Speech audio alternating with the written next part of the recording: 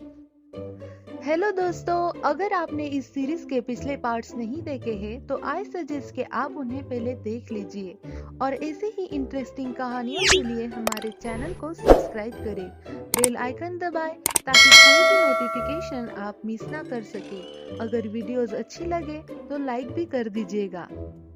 Episode 7 की शुरुआत में जंगकुक येरिन को किस करने वाला होता ही है कि तभी कोई उस पर पानी फेंक देता है और वो पानी फेंकने वाला इंसान कोई और नहीं बल्कि सियो एडा था। इधर येरिन सोच में पड़ जाती है कि जंगकुक उसे किस करने वाला था, फिर भी उसकी धड़कनें तेज क्यों नहीं हुई।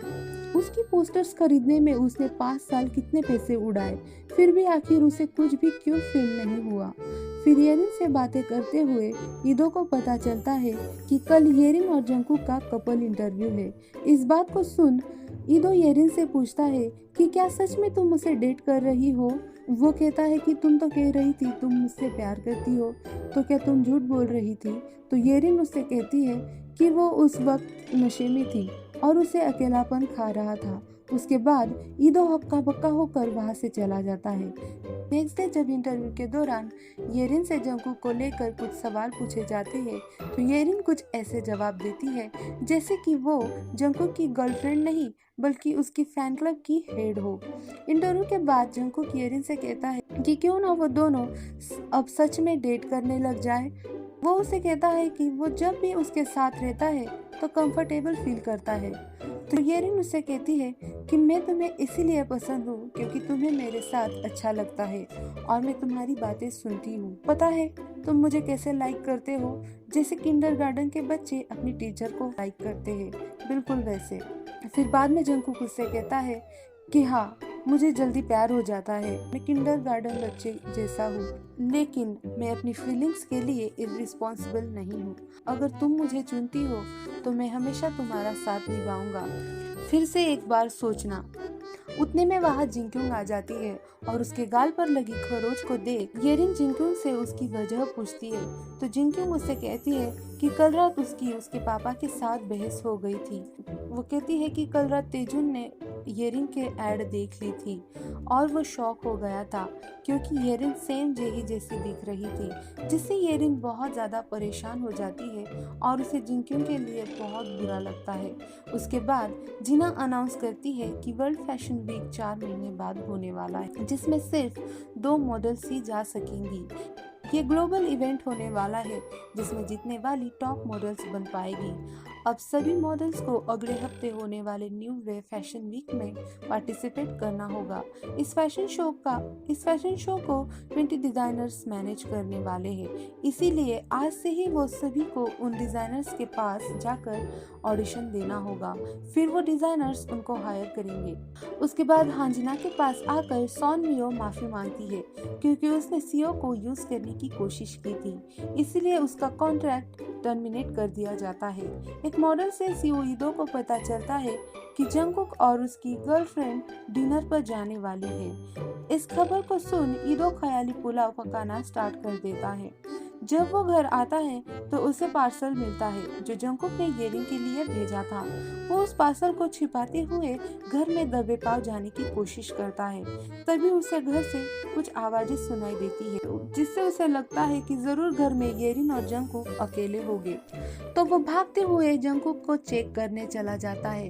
वैसे वो आवाजें प्लेट्स और चम्मच की आ रही थी क्योंकि येरिन छुप छुप के खाना खा रही थी। उसके बाद सीओ ईदो की मिशन खोज शुरू हो जाती है। वो येरिन को उल्लू बनाकर उसका फोन ले आता है। जब जंगकुक येरिन को मैसेज करता है कि क्या उसे उसके दिए सैंडल्स पसंद आए, तो सीओ ईदो येरिन के फोन से रिप्लाई करता है कि तुम मुझे अनकंफर्टेबल फील करा रहे हो, मैं तुम्हें वो गिफ्ट्स वापस करने वाली हूँ, मुझे इस तरह के बोरिंग चिप्स गिफ्ट्स पसंद नहीं है, जिससे बेचारा जंगकुक नाराज हो जाता है। फिर जंगकुक उसे इंटरव्यू के बाद हुई बातें करने लग जाता है और येरिन को मनाने की कोशिश करते हुए कहता है कि तुम मानो या ना मानो, हमारी किस्मत हमें साथ ला चुकी है। आखिर में तुम मेरी होने वाली हो। तुम्हें पता है ना कि मैं तुमसे कितना प्यार करता हूँ। जंगकुक की बात ब्रिलियंट सीईओ ईदो के दिमाग में बिल्कुल नहीं जाती। उसे कुछ समझ नहीं आता। नेक्स्ट डे येरिन कई सारी डिजाइनर्स के पास ऑडिशन देने जाती है, लेकिन कहीं भी सिलेक्ट नहीं होती। इधर जंगकुक जीना से कहता है कि पता नहीं क्यों येरिन को मेरा दिया हुआ गिफ्ट पसंद नहीं आया। तो जीना उसे कहती है जो तुम्हें पसंद है उसे वो मत दो, जिसकी उसे जरूरत है वो उसे दो। ईदो ने पाक को येरिन और जंगकुक के बारे में सब कुछ पता करने के लिए कहा था। तो पाक जुन सब कुछ पता कर लेता है कि येरिन और जंगकुक इसीलिए साथ है क्योंकि जंगकुक की किसी शादीशुदा औरत के साथ फोटो आ गई थी। येरिन जंगकुक की डाई हार्ट फैन है, इसीलिए वो उसकी मदद कर रही है। तो सीईओ ईदो पाक से कहता है कि मैं जंगकुक को एक्सपोज करके रहूंगा, रिपोर्टर्स को बुलाओ। तभी पाक कहता है कि वो शादीशुदा औरत जीना थी। तो ईदो शांत हो जाता है। पाक ईदो से कहता है कि जब भी येरिन की बात आती है तो तुम क्यों इतना बौखला जाते हो। तो ईदो उससे कहता है कि येरिन किसी की तरह दिखती है, वो मुझे मेरा बचपन याद दिलाती है। इधर येरिन को पता चलता है कि सॉन्ग मियो ने सुसाइड अटेम्प्ट किया है। तो येरिन उससे मिलने चली जाती है, जहां वो मियो के मैनेजर प्लस बॉयफ्रेंड से टकरा जाती है, जहां उसे पता चलता है कि वो बहुत ज़्यादा रूड है। मियो अकेली थी, इसीलिए उसका ख्याल रखने के लिए येरिन उसका पीछा करती है और उसे समझाती है कि उसने भी मरने की कोशिश की थी, लेकिन किसी अंकल की वजह से वो बच गई। इसीलिए वो मियो के जरिए उन अंकल का कर्ज चुका रही थी। वो मियो से कहती है कि मियो सुंदर है, टैलेंटेड है, हेल्दी है, उसके पास जीने के लिए अभी कई साल बचे हैं, वो अभी यंग है, वो जो चाहे वो कर सकती है। मियो जो भी ड्रिंक अपने लिए बनाती उसे येरिन पी लेती है और तल्ली हो जाती है। इधर ये दो एरिन के लिए परेशान हो रहा होता है कि आखिर ये लड़की कहाँ रह गई, कितनी लेट हो गई है। जब येरिन उसे कॉल करती है तो वो भागकर कॉल रिसीव करने चला जाता है। जब वो उसे ले जाने के लिए कहती है तो ईदो भाव खाते हुए कहता है कि मैं क्यों आऊँ तुम्हें लेने के लिए। तो येरिन को याद आता है कि उसके पास भी जंगकुक जैसा हैंडसम बॉयफ्रेंड है, तो वो ईदो को क्यों बुला रही है। इस बात को सुन ईदो भागते हुए उसे लेने चला जाता है। येरिन ईदो से कहती है कि तुम इस दुनिया के मेरे लिए दूसरे सबसे इम्पोर्टेंट पर्सन हो। तो ईदो उससे पूछता है कि तुम सबसे ज्यादा किसकी केयर करती हो। तब तक येरिन सो जाती है। नेक्स्ट डे येरिन को पता चलता है कि डिजाइनर्स ने उसे हायर कर लिया है, तो वो बहुत ज्यादा खुश हो जाती है। पर वो कुछ लड़कियों को बातें करते हुए सुन लेती है कि जंगकुक भी उस फैशन शो में उसके साथ चलेगा। इस बात से येरिन उदास हो जाती है और वो जंगकुक से कहती है कि वो खुद के पैरों पर खड़े होना चाहती है। इधर ईदो को पता चलता है कि येरिन हर ऑडिशन में फेल हो रही है। तेजुन येरिन से मिलने एजेंसी चला जाता है। जैसे ही येरिन उसे देखती है तो वो इतनी ज्यादा गुस्सा हो जाती है कि वो जेही में बदल जाती है और तेजुन को बिना साबुन लगाए उसकी जमकर धुलाई कर देती है। Oh no!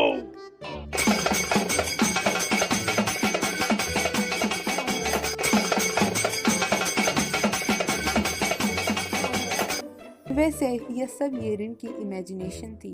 तभी वहाँ ईदो आ जाता है और येरिन को वहाँ से ले जाता है और येरिन की ऑडिशन लेना स्टार्ट कर देता है। वहाँ से वो येरिन को कुछ आउटफिट्स चूज करने के लिए कहता है और फिर खुद जज बन जाता है और येरिन के स्टाइलिंग और एक्सप्रेशन चेक करता है। येरिन के चूज किए ड्रेस और उसकी चलने के रंग ढंग देख ईदो को कुछ ऐसी फीलिंग्स आती है कि येरिन तुमसे ना हो पाएगा। फिर वो खुद उसे वॉक करके दिखाता है और येरिन से अपना ज्ञान बांटता है। तभी येरिन ईदो से कहती है कि मैं कपड़े सिर्फ शरीर ढकने के लिए पहनती थी। 10 सालों में मैंने अपने आप को आईने में देखना बंद कर दिया। फिर ईदो उससे आईने में ना देखने की वजह पूछता है तो येरिन उसे कहती है कि क्योंकि मैं खुद से नफरत करती थी, वो बहुत बुरी दिखती थी, उसे खुद को देखने का मन नहीं करता था। तो ईदो उससे कहता है कि येरिन उसके लिए स्पेशल है, वो उसका अटेंशन खींच लेती है। इस दुनिया में कोई भी खुद से स्पेशल नहीं बनता, वो किसी और के लिए स्पेशल होता है और किसी की नज़र से स्पेशल होता है।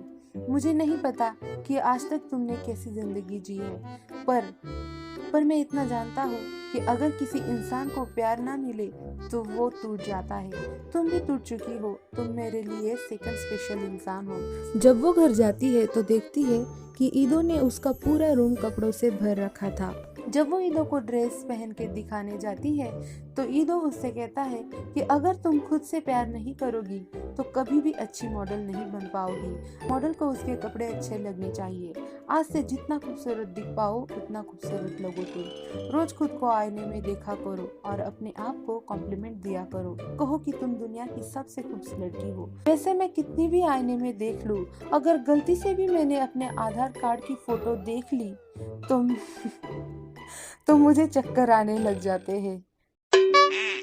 खैर, येरिन ईदो से पूछती है कि ईदो को उसका साइज कैसे पता चला, तो वो उसे कहता है कि वो डिजाइनर है, वो सब जानता है। येरिन बहुत क्यूरियस थी कि सीक्रेट वॉल के पीछे जो कपड़े हैं वो उसे इतने परफेक्टली फिट कैसे आ जाते हैं, वो आखिर किसके लिए बनाए थे। ईदो कहता है कि थे किसी के लिए। फिर येरिन कहती है कि क्या वो मिस हांजिना के लिए है, तो ईदो येरिन से पूछता है कि वो कौन है जो येरिन के लिए सबसे खास है। येरिन ईदो से कहती है कि वो एक राज है और भाग जाती है। वैसे आज इन दोनों की इतनी सुलझी बातें सुन मुझे तो चक्कर आने लग गए थे। रात को सोते वक्त येरिन को स्टूडियो वाली बात याद आ जाती है। जैसे ही ईदो उसके पास आया तो उसका दिल जोरों से धड़कने लग गया था।